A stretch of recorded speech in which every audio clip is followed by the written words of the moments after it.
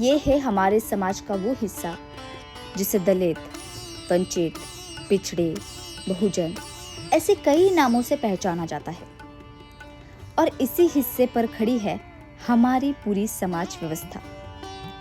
यानी यही हिस्सा इस पूरे समाज और देश की नींव है।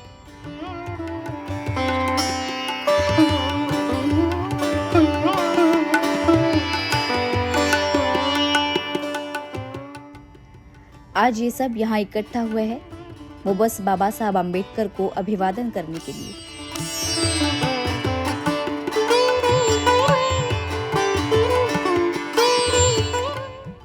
कई बार लोग कहते हैं कि फ्री में घूमने का अवसर मिलता है इसलिए ये लोग यहाँ आते हैं।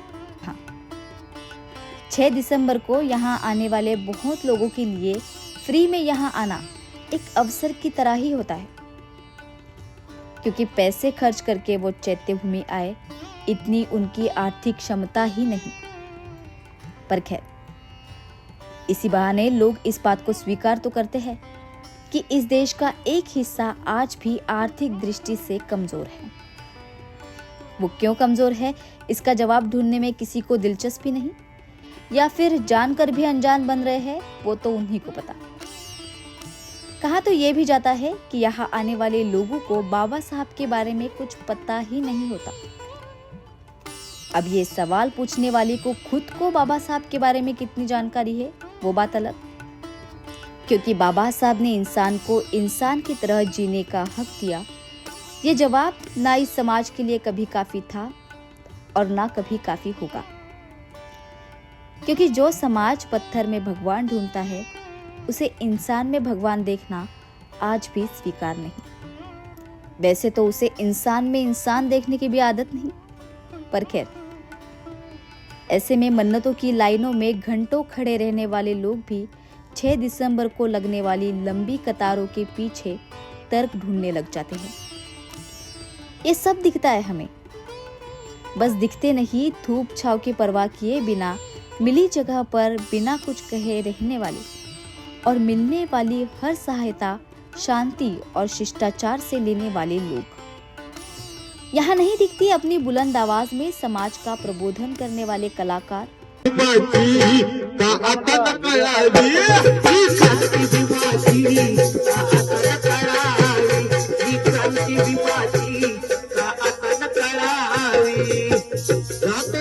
भूमीची का आता न जावी, ही क्रांती भीमाची का तुला न कळावी। मग बाबासाहेबांनी क्रांती कोणती केली?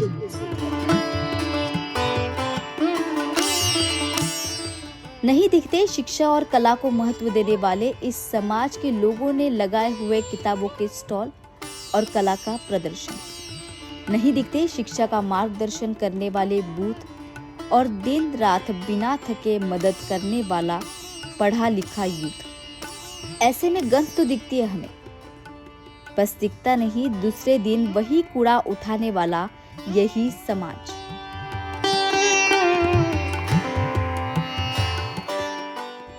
यही तो फर्क है। पर अब ये सोच बदलने की जरूरत है, क्योंकि बाबा साहब ने दिया हुआ शिक्षा का हथियार अब ये समाज इस्तेमाल करना सीख रहा है। और जो समाज पीढ़ी दर पीढ़ी तरह तरह के अपमान सहता आया, वही समाज अब आरक्षण के नाम पर किए जाने वाले नए अपमान को भी हिम्मत से झेलना सीख रहा है, क्योंकि बाबा साहब के त्याग का सच्चा सम्मान और खुद को न्याय देने का शिक्षा, ये इकलौता रास्ता है इस समाज के पास। और यही है बाबा साहब को सही तरीके से किया अभिवादन भी। जय भीम।